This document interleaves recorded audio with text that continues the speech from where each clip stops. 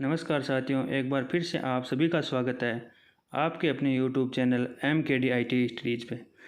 साथियों, हम लगातार इलेक्ट्रीशियन थ्योरी के क्वेश्चन सॉल्व कर रहे हैं, जिसका पार्ट नंबर 4 लेकर मैं आज आपके बीच उपस्थित हुआ हूँ। चलिए साथियों, स्टार्ट करते हैं बिना देरी किए हुए और अपनी इस क्वेश्चन सीरीज़ को आगे बढ़ाते हैं और अपनी स्टडी को निरंतर जारी रखते हैं। साथियों, आज आपका पहला क्वेश्चन है, किसी डीसी जनरेटर में इंटरपोल फील्ड कॉइलें जुड़ी होती है। बताइए, किसी डीसी जनरेटर में इंटरपोल फील्ड कॉइलें किसके साथ जुड़ी होती है। ऑप्शन ए है आर्मेचर के साथ श्रेणी में, ऑप्शन बी है आर्मेचर के साथ समांतर में, ऑप्शन सी है लोड के साथ श्रेणी में, ऑप्शन डी है लोड के साथ समांतर क्रम में, और ऑप्शन ई है या तो ए या बी। बताइए साथियों कमेंट बॉक्स में इसका सही आंसर क्या रहने वाला है, यानी इंटरपोल किसके साथ जुड़े होते हैं। तो इसको साथियों आपका जो करेक्ट आंसर है वो है ऑप्शन नंबर ए। इंटरपोल है वो आर्मेचर के साथ श्रेणी क्रम में जुड़े होते हैं। ऑप्शन ए आपका सही आंसर रहने वाला है साथियों इसमें। चलिए चलते हैं नेक्स्ट क्वेश्चन पे। एक यूनिवर्सल मोटर पर संचालित किया जा सकता है। बताइए, एक यूनिवर्सल मोटर को हम किस सप्लाई पर चला सकते हैं। डीसी आपूर्ति पर, ऑप्शन बी है एसी आपूर्ति पर, ऑप्शन सी है ए या बी दोनों पर, ऑप्शन डी है कम वोल्टेज पर, ऑप्शन ई है भारी लोड पर। बताइए, हम डीसी मोटर को किस सप्लाई पर संचालित कर सकते हैं। डीसी मोटर या इसको यूनिवर्सल मोटर को डीसी मोटर भी कहा जाता है, डीसी सीरीज़ मोटर या एसी सीरीज़ मोटर। तो इसका आपका सही आंसर है वो रहने वाला है ऑप्शन नंबर सी, यानी यूनिवर्सल मोटर को हम डीसी आपूर्ति व एसी आपूर्ति दोनों पर संचालित कर सकते हैं, इसीलिए इसका नाम है जो यूनिवर्सल मोटर है। ध्यान रखना, हिंदी में इसको सार्वभौमिक या सार्वत्रिक मोटर भी कहा जाता है। एक बात ध्यान रखना साथियों, जो आपकी यूनिवर्सल मोटर है ना, यूनिवर्सल मोटर को बिना लोड कभी नहीं चलाना चाहिए। इसको लोड के साथ ही आपको स्टार्ट करना चाहिए। यदि आप इसको बिना लोड चलाओगे तो इसकी गति है वो भयानक रूप से बढ़ जाएगी और ये अपने फाउंडेशन वगैरह को उखाड़ सकती है। ध्यान रखना इस बात का। चलते नेक्स्ट क्वेश्चन पे। इंसुलेशन प्रतिरोध किस में मापा जाता है। बताइए, मेगावाट्स में, ऑप्शन बी है मेगा ओम में, ऑप्शन सी है किलो ओम में, ऑप्शन डी है किलो वोल्ट में, और ऑप्शन ई है पिको फेरेड में। बताइए साथियों, इंसुलेशन प्रतिरोध है वो किस में मापा जाता है। मेगावाट में मापा जाता है, मेगा ओम में मापा जाता है, किलो ओम में मापा जाता है, किलो वोल्ट्स में मापा जाता है, या पिको फेरेड में। तो साथियों आपको ध्यान होना चाहिए कि प्रतिरोध की इकाई होती है ओम। ये बेसिक बात है, इसका आपको पता होना चाहिए।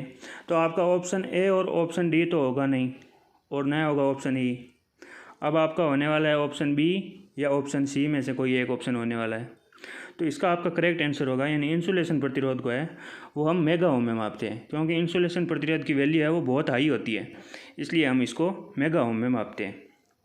ध्यान रखना, पिको फेरेड या फेरेड में हम कैपेसिटर की धारिता को मापते हैं और वाट में हम शक्ति को मापते हैं और वोल्ट में आपको बताइए हम वोल्टेज को मापते हैं। चलो चलते हैं नेक्स्ट क्वेश्चन पे। अगर किसी कैपेसिटर के डाई इलेक्ट्रिक को एक सुचालक पदार्थ से बदल दिया जाता है तो उसमें क्या होगा। यानी एक कैपेसिटर में जो इंसुलेशन है या जो इसमें कुचालक भरा हुआ है दोनों प्लेटों के बीच, उसको यदि हम एक कंडक्टर से बदल दिया जाए, एक चालक से बदल देते हैं, उसके बीच इंसुलेशन जो मटेरियल भरा हुआ है उसकी जगह हम चालक डाल देते हैं, तो उससे क्या प्रभाव पड़ेगा। ऑप्शन ए है एडी करंट की वजह से कैपेसिटर गर्म हो जाएगा, ऑप्शन बी है प्लेट में शॉर्ट सर्किट हो जाएगा, ऑप्शन सी है कैपेसिटर अनंत चार्ज जमा कर सकता है, ऑप्शन डी है धारिता बहुत अधिक हो जाएगी, ऑप्शन ई है कैपेसिटर जल्दी डिस्चार्ज हो जाएगा। बताइए इसका आपका सही आंसर क्या रहने वाला है। तो इसका जो आपका सही आंसर है वो होगा प्लेटें आपकी शॉर्ट सर्किट हो जाएगी। यदि हम जो कुचालक भरा हुआ है प्लेटों के बीच में उसकी जगह कोई चालक डाल देते हैं तो वो प्लेटें आपस में शॉर्ट हो जाएगी। ध्यान रखना, धारिता बहुत अधिक नहीं होगी। धारिता है वो प्लेट का अगर हम क्षेत्रफल बढ़ाते हैं तो उसकी धारिता बढ़ जाती है। ध्यान रखना। और प्लेटों के बीच की दूरी पर भी निर्भर करती है। अगर हम दूरी कम करते हैं तो कैपेसिटर की धारिता है वो बढ़ती है, और अगर हम दूरी बढ़ाते हैं यानी दूरी अधिक कर देते हैं तो कैपेसिटर की धारिता है वो कम हो जाती है। चलिए साथियों चलते हैं नेक्स्ट क्वेश्चन पे। अगला क्वेश्चन है आपका 30 वोल्ट आपूर्ति के साथ सीरीज में जुड़े 1 किलो ओम, 2 किलो ओम और 7 किलो ओम प्रतिरोधों में सर्वोत्तर वोल्टेज ड्रॉप कितना है। यानी आपके 3 प्रतिरोध है जो श्रेणी में जुड़े हुए हैं और कितने वोल्ट के साथ, 30 वोल्ट के साथ जुड़े हुए हैं। ये आपकी 30 वोल्ट की बैटरी लगी है इसमें और 3 कैपेसिटर जुड़े हुए हैं। ये 1 किलो ओम का है, ये 2 किलो ओम का है और ये 7 किलो ओम का है। तो ध्यान रखना साथियों, श्रेणी में जो प्रतिरोध होता है वो कुल प्रतिरोध जुड़ जाता है, मतलब RT बराबर R1 plus R2 plus R3। तो यहाँ से आपका RT कितना हो गया, 1 प्लस 2 प्लस 7, यानी आपका कुल प्रतिरोध है वो 10। ध्यान रखना ये किलो ओम में है, किलो ओम में दे रखा है आपको, तो 10 किलो ओम आ जाएगा। अब आपको पता है आपको प्रतिरोध दे रखा है, यानी R का मान आपके पास है, V का मान आपको दे रखा है 30 वोल्ट है, R का मान आपने निकाल लिया 10 किलो ओम है। तो इसमें अब हम I का मान निकाल सकते हैं। I बराबर क्या होता है, V/R। तो I हमारी कितनी आ जाएगी, 30 वोल्ट हमें वोल्टेज दे रखा है और प्रतिरोध हमारा आ गया 10 किलो ओम। तो ये हमारे पास आ गया 3 किलो, ऊपर जाएगा तो किस में बदल जाएगा, मिली एम्पियर में। ये हमारे पास 3 मिली एम्पियर धारा आ गई। अब हमें पूछा है कि 1 किलो ओम प्रतिरोध में वोल्टेज ड्रॉप कितना होगा, 2 किलो ओम में कितना होगा और 7 किलो ओम में, अलग अलग पूछा है। तो धारा हमारे पास है और श्रेणी में क्या रहती है, धारा समान रहती है, तो हम अलग अलग वोल्टेज ड्रॉप निकाल सकते हैं। जैसे ये 1 किलो ओम है तो वोल्टेज निकालने का सूत्र क्या होता है, V बराबर IR। आई हमारे पास है 3 मिली एम्पियर, 3 गुणा 10 की घात माइनस 3, और R हमारे पास कितना है 1 किलो ओम, किलो का हमारा 10 की घात प्लस की 3, 10 की घात माइनस 3 से प्लस 3 गया तो हमारे पास वोल्टेज कितना आ गया, 3 वोल्टेज आ गया। इसी प्रकार हम 2 किलो ओम में निकाल लेते हैं, धारा हमारे पास वही है 3 मिली एम्पियर, 3 इंटू 10 की घात माइनस 3, और वोल्ट प्रतिरोध हमारा 2 किलो ओम, 2 इंटू 10 की घात प्लस 3 से माइनस 3 गया तो हमारे पास आ गया 2 किलो ओम में वोल्टेज ड्रॉप कितना आ गया, 6 वोल्ट। और इसी प्रकार जब हम 21 वोल्ट 7 किलो ओम का निकालेंगे तो उसमें वोल्टेज ड्रॉप आ जाएगा 21 वोल्ट। तो कुल मिला के हमारा ऑप्शन नंबर C है वो इसमें करेक्ट आंसर रहने वाला है। ध्यान रखना, न्यूमेरिकल पूछे जाते हैं परीक्षाओं में आजकल, न्यूमेरिकलों की वैल्यू है वो अधिक होती है, परीक्षाओं में बहुत वेटेज दिया जाता है न्यूमेरिकलों को। तो ध्यान रखना साथियों, इसमें थोड़ी गणना करना लेंथ तो हो गया और क्वेश्चन ईजी था। चलो साथियों चलते हैं नेक्स्ट क्वेश्चन पे। अगला क्वेश्चन है आपका 1 mm व्यास के तार का अनुप्रस्थ क्षेत्रफल आपको पूछा है। साथियों ये तो रटने वाला आंकड़ा है, इसमें आपको समझाने वाली कोई बात नहीं है। 1 mm व्यास का जो तार होता है उसका अनुप्रस्थ क्षेत्रफल है वो 0.78 mm स्क्वायर होता है। ये आपको ध्यान ही रखना पड़ेगा, रटना पड़ेगा, इसमें समझाने वाली कोई बात नहीं है। चलिए चलते हैं नेक्स्ट क्वेश्चन पे। एक शेडेड पोल मोटर में शेडिंग कॉइल का क्या कार्य होता है। यानी शेडेड पोल मोटर होता है उसमें हम जो शेडिंग रिंग लगाते हैं वो किस लिए लगाते हैं बताइए साथियों। ध्यान रखना, शेडिंग कॉइल आपको पता होना चाहिए किससे बनी होती है, कॉपर की बनी होती है। सबसे पहले आपको ध्यान रखना चाहिए कॉपर की बनी होती है। अब बनी होती है तो हम उसको किस लिए काम में लेते हैं। ऑप्शन ए, घूर्णन से होने वाली हानि को कम करने के लिए, घर्षण से होने वाली हानि को कम करने के लिए, रफ कम्यूटेशन को कम करने के लिए, आर्मेचर रिएक्शन को कम करने के लिए, या आवर्ती चुंबकीय फील्ड उत्पन्न करने के लिए। तो साथियों इसका आपका जो करेक्ट आंसर है वो है ऑप्शन नंबर E, चुंबकीय फील्ड उत्पन्न करने के लिए हम जो शेडेड पोल मोटर में है वो शेडेड कॉइल कुंडली है वो काम में लेते हैं। चलिए, कम्यूटेशन को कम करना नहीं है, कम्यूटेशन को कम करने के लिए हम इंटरपोल में काम लेते हैं। इंटरपोल यानी कम्यूटेटर पर तो स्पार्किंग होती है ना, उसके लिए हम इंटरपोल काम में लेते हैं आर्मेचर रिएक्शन के लिए। चलिए चलते हैं नेक्स्ट क्वेश्चन पे। इंसुलेशन प्रतिरोध की जांच करने के सबसे सटीक तरीके में किसका इस्तेमाल किया जाता है। मेगा ओममीटर का, मल्टीमीटर का, ओममीटर का, टेगोमीटर का, या वाट मीटर का। साथियों, इंसुलेशन प्रतिरोध करने के लिए इसमें कौन से हम इंस्ट्रूमेंट का प्रयोग करते हैं बताइए, और कमेंट करके ज़रूर बताना। ये जो मैं क्वेश्चन लेके आ रहा हूँ आपके बीच में हमेशा, ये क्वेश्चन आपको कुछ फ़ायदेमंद लग रहे हैं या नहीं। हमेशा मैं अलग अलग छाँट के क्वेश्चन में टॉप के क्वेश्चन है वो आपके बीच में लेके आता हूँ। तो आपको कैसे लग रहे हैं ये क्वेश्चन, अच्छे एग्ज़ाम में आने वाले हैं कि नहीं है, बताना कमेंट करके ज़रूर। और आपको कैसा लग रहा है हमारे साथ ये क्वेश्चन स्टडी करके, इसके बारे में आप कमेंट करके बताएं ज़रूर। तो इसका जो साथियों आपका सही आंसर रहने वाला है इंसुलेशन प्रतिरोध, मैंने अभी आपको बताया था पिछले क्वेश्चन में, 1-2 क्वेश्चन पहले। इंसुलेशन प्रतिरोध हम मेगा ओम में मापते हैं, और इसके लिए जो सबसे सटीक तरीके से ज्ञात करने के लिए जो डिवाइस होता है उसका नाम भी क्या होता है, मेगा ओम मीटर होता है। मल्टीमीटर से ध्यान रखना, हम धारा माप सकते हैं, वोल्टेज माप सकते हैं और प्रतिरोध भी माप सकते हैं।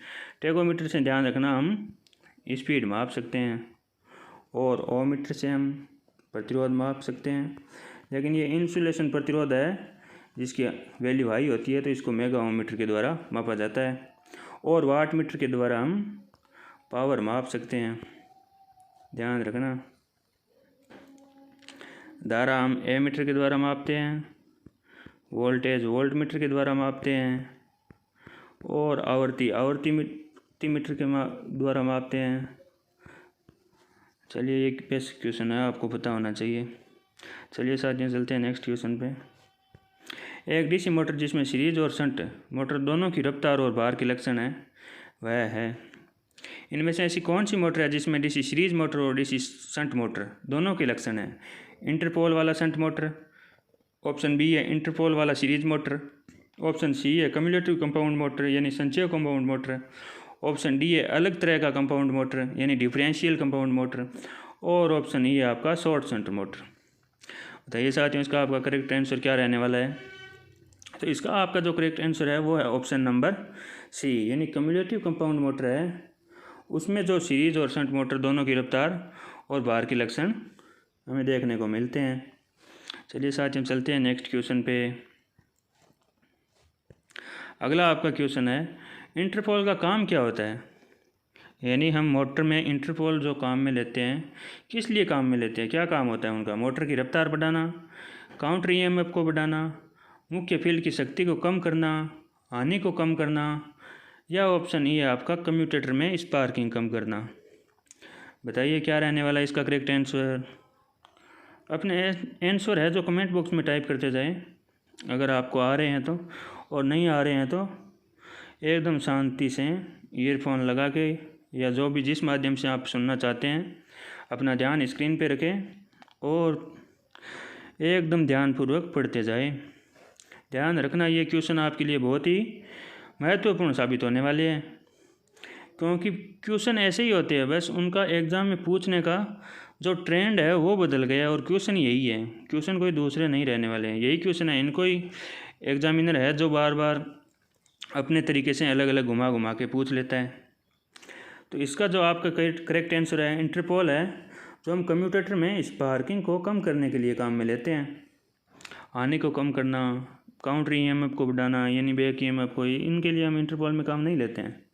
मोटर की रफ्तार को बढ़ाना नहीं, इंटरपोल है हम कम्यूटेटर में स्पार्किंग को कम करने के लिए काम में लेते हैं। ट्रांजिस्टर ऑपरेशन के निम्नलिखित क्षेत्र में से एक एम्पलीफायर के रूप में कार्य करता है, यानी इनमें से किस सिचुएशन में ट्रांजिस्टर है वो एक एक्टिव रीजन के क्षेत्र में काम करता है, ये आपको बताना है। ऑप्शन ए है आपका सक्रिय क्षेत्र, ऑप्शन बी है आपका संतृप्ति क्षेत्र, ऑप्शन सी है आपका कट ऑफ क्षेत्र, ऑप्शन डी है बैरियर क्षेत्र, या ऑप्शन ई है इन सभी में। एक ट्रांजिस्टर है वो इनमें से किस क्षेत्र में एम्पलीफायर के रूप में काम करता है, ये आपको बताना है। तो साथियों, इसका जो आपका करेक्ट आंसर है वो है ऑप्शन नंबर ए, यानी एक्टिव रीजन में है जो ट्रांजिस्टर आपका एम्पलीफायर की तरह कार्य करेगा। ध्यान रखना, ट्रांजिस्टर है वो एक सेमीकंडक्टर डिवाइस है। ट्रांजिस्टर आपकी एक सेमीकंडक्टर डिवाइस है, इसमें 3 टर्मिनल होते हैं, एमीटर, बेस, जंक्शन। इसमें 2 जंक्शन होते हैं, ईबीजे यानी एमीटर बेस जंक्शन और एमीटर बेस कलेक्टर है। साथियों ध्यान रखना, इसके जो 3 टर्मिनल है एमिटर बेस कलेक्टर और 2 जंक्शन है। एक होता है आपका EBJ यानी एमिटर बेस जंक्शन और दूसरा आपका होता है CBJ यानी कलेक्टर बेस जंक्शन। 2 जंक्शन होते हैं ट्रांजिस्टर में। और यह एक सेमीकंडक्टर डिवाइस है, ये आपको मैंने बता ही दिया है। चलिए साथियों चलते हैं नेक्स्ट क्वेश्चन पे। अगला आपका क्वेश्चन है ट्रांजिस्टर एक से संचालित डिवाइस है। ट्रांजिस्टर किससे संचालित है बताइए? वोल्टेज से, करंट से। ऑप्शन सी है आपका वोल्टेज करंट दोनों से। ऑप्शन डी है तापमान से, या ऑप्शन ये इनमें से कोई नहीं। ध्यान रखना ट्रांजिस्टर साथियों एक करंट कंट्रोल डिवाइस है, यानी ये धारा से संचालित होता है न कि वोल्टेज से। इस बात का आपको विशेष ध्यान रखना है। चलिए साथियों चलते हैं अगले नेक्स्ट क्वेश्चन पे। हाई फ्रीक्वेंसी कैरियर वेव पर ऑडियो फ्रीक्वेंसी सिग्नल को सुपर इम्पोज करने की प्रक्रिया क्या कहलाती है? ऑप्शन ए है आपका एम्पलीफिकेशन, ऑप्शन बी है मॉड्यूलेशन, ऑप्शन सी है डिटेक्शन, ऑप्शन डी है रेक्टिफिकेशन, या ऑप्शन ई है आपकी फिल्ट्रेशन। चलिए साथियों बताइए इसका सही आंसर क्या रहने वाला है। हाई फ्रिक्वेंसी कैरियर वेव पर ऑडियो फ्रिक्वेंसी सिग्नल को सुपर इम्पोज करने की प्रक्रिया है वो आपकी कहलाती है मॉड्यूलेशन। ऑप्शन बी आपका करेक्ट आंसर रहने वाला है। ऑप्शन डी आपका रेक्टिफिकेशन। रेक्टिफिकेशन ध्यान रखना एसी को डीसी में बदलने की जो प्रक्रिया है वो रेक्टिफिकेशन कहलाती है, जो कि हम रेक्टिफायर के द्वारा बदलते हैं। रेक्टिफायर के द्वारा एसी को डीसी में बदला जाता है। चलिए साथियों चलते हैं नेक्स्ट क्वेश्चन पे। दोलक क्या है? ये आपके 3-4 क्वेश्चन है जो आज इलेक्ट्रॉनिक्स के हैं। ध्यान रखना इलेक्ट्रॉनिक्स भी आपके एग्जाम में महत्वपूर्ण वेटेज रखती है, तो इसका भी आपको इसके क्वेश्चन भी बराबर सॉल्व करने चाहिए आपको, ना कि केवल इलेक्ट्रीशियन थ्योरी के। इलेक्ट्रॉनिक्स भी बहुत वेटेज रखती है आपके एग्जाम में। तो दोलक क्या है आपका? ऑप्शन ए है एक जनरेटर, ऑप्शन बी है एक रेक्टिफायर, ऑप्शन सी है सकारात्मक प्रतिक्रिया वाला एक एम्पलीफायर, ऑप्शन डी है नकारात्मक प्रतिक्रिया वाला एक एम्पलीफायर, या एक ऑप्शन ये आपका ट्रांजिस्टर। तो इसमें दोलक क्या है? दोलक मतलब आपको इंग्लिश में मैं वर्ड लिखते ही आपको पता चल जाएगा किसका पूछ रहे हैं। दोलक कहते हैं ऑसिलेटर को। अब बताइए ऑसिलेटर इनमें से क्या है? ज़्यादातर विद्यार्थियों को ये हिंदी में जो शब्द होते हैं ये देख के कन्फ्यूज हो जाते हैं। तो दोलक आपका यानी ऑसिलेटर है वो एक पॉजिटिव रिएक्शन वाला एक एम्पलीफायर है। ऑप्शन आपका सी इसका सही आंसर रहने वाला है। चलिए साथियों चलते हैं नेक्स्ट क्वेश्चन पे। इनमें से क्या इलेक्ट्रिक करंट के तापीय प्रभाव का इस्तेमाल नहीं करता है? इनमें से कौन सा है जो हीटिंग इफेक्ट पर काम नहीं करता है? बताइए साथियों। ऑप्शन ए आपका गीजर, ऑप्शन बी है इलेक्ट्रिक फर्नेस, ऑप्शन सी है वैक्यूम क्लीनर, ऑप्शन डी है इमर्शन हीटर, और ऑप्शन ई है आपका फिलामेंट लैंप। इनमें से कौन है जो हीटिंग इफेक्ट पर काम नहीं करता है? बताइए साथियों क्या इसका करेक्ट आंसर रहने वाला है। तो गीजर है, आपको पता है पानी गर्म करने के लिए काम में लेते हैं, तो ये तो हीटिंग इफेक्ट पर काम करेगा। इलेक्ट्रिक फर्नेस भी हीटिंग इफेक्ट पर काम करेगी। इमर्शन हीटर यानी इमर्शन रोड जो हम पानी गर्म काम करने के लिए काम में लेते हैं वो भी आपको पता है हीटिंग इफेक्ट पर कार्य करती है। और आपका जो फिलामेंट लैंप है वो भी आपको पता है हीटिंग इफेक्ट पे काम करता है। लेकिन वैक्यूम क्लीनर है ये आपका हीटिंग इफेक्ट पर काम नहीं करता है। तो इसका आपका सही आंसर है वो है ऑप्शन नंबर सी। चलिए साथियों चलते हैं नेक्स्ट क्वेश्चन पे। SCR में कौन सी ट्रिगरिंग सबसे अधिक भरोसेमंद होती है? साथियों पहले तो आपको ट्रिगरिंग का मतलब पता होना चाहिए। ट्रिगरिंग का मतलब क्या होता है? ट्रिगरिंग का मतलब होता है SCR को ऑन करने से। जैसे SCR में 3 टर्मिनल होते हैं, एनोड, कैथोड और गेट। 3 SCR में टर्मिनल होते हैं। अब SCR को ऑन करने के लिए हम जब गेट पर पॉजिटिव प्लस देते हैं तो SCR ऑन हो जाता है। इसे ही हम ट्रिगरिंग के नाम से जानते हैं। यानी ट्रिगरिंग का मतलब आपको SCR को पॉजिटिव प्लस देके ऑन करने से है। ऑप्शन ए है आपका forward voltage triggering, option B है आपका गेट ट्रिगरिंग, ऑप्शन सी है dV/dt ट्रिगरिंग, ऑप्शन डी है थर्मल ट्रिगरिंग, और ऑप्शन ई है इनमें से कोई नहीं। सबसे अधिक भरोसेमंद है वो मैंने आपको बता दिया है, गेट ट्रिगरिंग हम काम में लेते हैं, यानी गेट पे जब पॉजिटिव प्लस देते हैं तो SCR ऑन हो जाता है। बाकी फॉरवर्ड वोल्टेज जो ट्रिगरिंग, ये कोई ट्रिगरिंग का मेथड नहीं है। हाँ, थर्मल वोल्टेज ट्रिगरिंग है, ये ट्रिगरिंग का मेथड ज़रूर है, लेकिन भरोसेमंद इतना नहीं है जितना कि गेट ट्रिगरिंग है। और dV/dt भी ट्रिगरिंग का मेथड होता है। चलिए साथियों, चलते हैं नेक्स्ट क्वेश्चन पे। इस प्रकार से क्वेश्चन के चारों ऑप्शनों का हम विस्तृत हल जानना ज़रूरी है, ताकि एक क्वेश्चन में ही हम 4-5 क्वेश्चनों की व्याख्या कर सकते हैं। इससे हमारे एक क्वेश्चन के साथ ही 4-5 क्वेश्चन हैं जो सॉल्व हो जाते हैं। नेक्स्ट क्वेश्चन आपका, एक ट्रांसफार्मर जिसमें 500 प्राइमरी टर्न, 200 सेकेंडरी टर्न और उसके 120 वोल्ट AC आपूर्ति दी गई है। सेकेंडरी वोल्टेज और प्रति टर्न वोल्ट्स की गणना आपको ज्ञात करनी है। यानी आपको N1, यानी टर्न को हम N से दर्शाते हैं, N1 का मान आपको दे रखा है 500 टर्न और N2 का मान आपको दे रखा है 200 टर्न और आपको 120 वोल्ट AC आपूर्ति दी गई है, मतलब आपको E1 का मान दे रखा है 120 वोल्ट। अब आपको पता है N1/N2 और E1/E2, ये फॉर्मूले तो आपको पता ही होना चाहिए।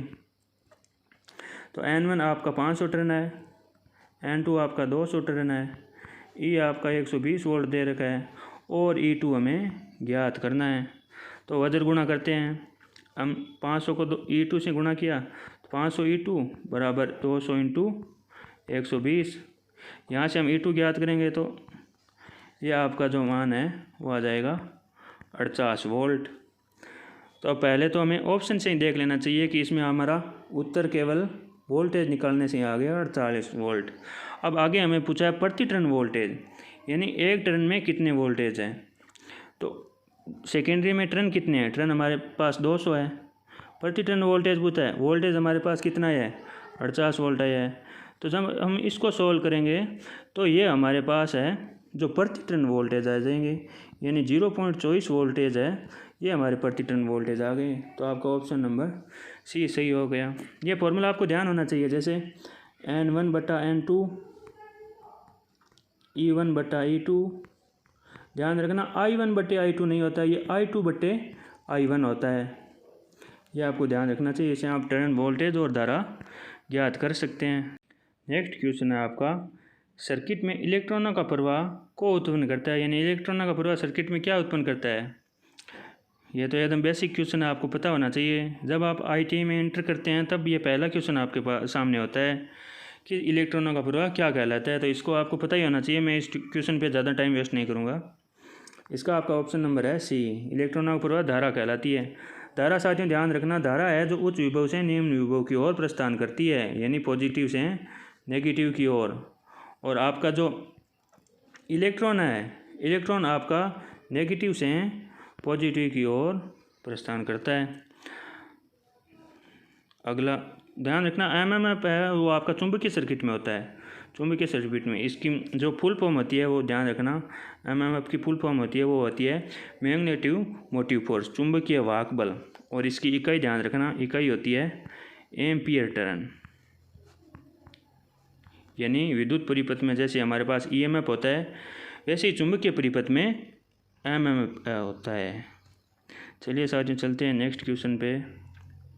नेक्स्ट आपका क्वेश्चन है, किसी H श्रेणी के इंसुलेटिंग पदार्थ के लिए अधिकतम मान्य तापमान कितना है। यानी ये जो आपके कुचालक पदार्थ होते हैं उनकी जो तापमान सहन सीमा होती है ये आपको दे रखी है। H श्रेणी में कौन से पदार्थ आते हैं और उनका कितना तापमान होता है ये आपको पूछा गया है। इसके लिए साथियों मैं आपको एक ट्रिक बताता हूँ। जैसे ये होता है U R eat but fast hot और कोल्ड। इस ट्रिक से आप ध्यान रख सकते हैं। यानी Y वर्ग होता है, A वर्ग होता है, E वर्ग होता है, B होता है, F होता है, H होता है और आपका एक C वर्ग होता है। इन वर्गों में आपके कुचालक पदार्थों को अलग अलग बांटा गया है। ध्यान रखना, Y वर्ग का तापमान है वो आपका होता है 90 डिग्री, A वर्ग का तापमान है वो होता है आपका 105 डिग्री और E वर्ग का तापमान है वो होता है आपका 120 डिग्री और B वर्ग का होता है 130 डिग्री और एफ वर्ग का होता है आपका 155 डिग्री और एच वर्ग का होता है 180 डिग्री। तो आपको यही पूछा गया है एच वर्ग का, तो आपका ऑप्शन नंबर ए है वो सही हो जाएगा। और सी वर्ग का ध्यान रखना, 200 से 220 250 ये सी वर्ग का होता है। चलिए साथियों चलते हैं नेक्स्ट क्वेश्चन पे। एक ट्रेडमिल पर व्यायाम करते हुए किसी व्यक्ति को पता चलता है कि वह 1 घंटे में 2.25 इंटू 10⁵ जूल ऊर्जा खर्च करता है, तो उसके द्वारा उत्पादित किया गया औसत पावर आउटपुट कितना है। तो इसमें आपको पावर पूछी है। बताइए साथियों, हल कीजिए इसको। अपने पास एक कॉपी और पेन रखें और क्वेश्चनों को साथ साथ हल करते रहिए। तो पावर का आपको पता है फॉर्मूला P बराबर क्या होता है, W/T। W यानी कार्य और T मतलब समय। तो इसमें आपको W और T का मान दे रखा है, तो एकदम ईजी क्वेश्चन है। W मतलब जूल, W कार्य का मात्रा क्या होता है, जूल। तो कार्य आपको कितना दे रखा है, यानी 2.25 इंटू 10⁵ और आपको समय कितना दे रखा है, समय आपको 1 घंटा दे रखा है। ध्यान रखना समय को जब हम लेते हैं तो सेकेंड में लेते हैं, तो 1 घंटे में 60 मिनट और 1 मिनट में 60 सेकेंड। तो हम 1 को 2 बार 60 से गुणा करेंगे सेकेंड में बदलने के लिए। तो जब साथियों इसको सॉल्व करेंगे तो हमारे पास आ जाएगा 62.5 वाट। ये है जो उसका औसत पावर आउटपुट होगा। तो ऑप्शन नंबर आपका ई है वो सही हो जाएगा। तो साथियों आज के हमारे क्वेश्चन यहाँ पे समाप्त होते हैं। चलो चलते हैं, मिलते हैं नेक्स्ट वीडियो में नए क्वेश्चनों के साथ। साथियों ऐसे महत्वपूर्ण क्वेश्चनों की लगातार अभ्यास करने के लिए आप हमारे साथ बने रहे।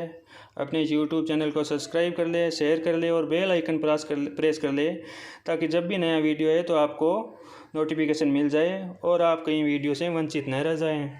चलिए साथियों मिलते हैं नेक्स्ट वीडियो में, तब तक जय हिंद जय भारत, धन्यवाद साथियों।